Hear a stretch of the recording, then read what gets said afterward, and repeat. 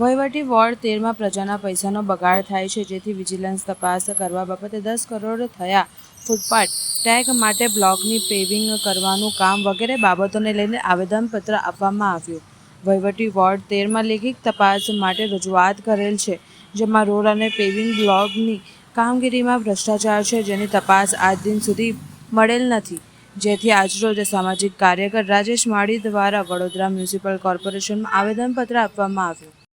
Paver બ્લોકો જે 10 કરોડ રૂપિયાના ખર્ચે આ લોકોએ વોર્ડ નંબર 13ની અંદર તમામ વિસ્તારોમાં નાખ્યા છે. એની અંદર મસ્ત મોટો ભ્રષ્ટાચાર થયેલો છે. જ્યારે તમે જોઈ શકો છો કે નવલખી કૃત્રિમ તલાવની અંદર નવા પેવર બ્લોકો પડ્યા છે, જે ફક્ત ખાલી પોલીસ મારી અને લાગી શકે તેમ છે.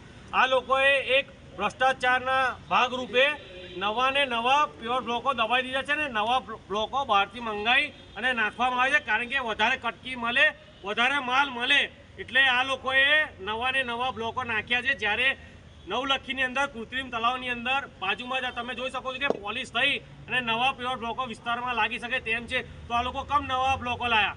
અમે વિજિલન્સ તપાસ મૂકી છે, એનો જવાબ કોઈ પણ અધિકારી આપવા માટે સક્ષમ નથી. એટલે આજે કમિશનર સાહેબનું ધ્યાન દોરવાયા છે કે પ્રજાના પૈસાનો વેડફાટ થઈ રહ્યો છે, લોકોના પરસેવાના પૈસાનો બગાડ થઈ રહ્યો છે. કારણ કે તમે જોઈ શકો છો કે હમણાં ટૂંક સમય પહેલાં તમામના મકાનોની અંદર નોટિસો મારવામાં આવી કે વેરો ભરો.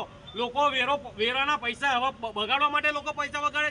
લોકો શું જીએસટી લોકોના ટેક્સના રૂપિયાનો બગાડ કરવા માટે લોકો પૈસા સરકારને આલે. એટલે આજે કમિશનર સાહેબને કહેવામાં આવે છે કે તાત્કાલિક ધોરણે અમારી વિજિલન્સ તપાસ થવી જોઈએ, અને આ પેવર બ્લોકો જે છે એ ફરી સાફ થઈ અને પોલીસ થઈને વિસ્તારમાં લાગવા જોઈએ, એવી જ અમારી માંગ છે. આપનો પરિચય? માળી રાજેશ.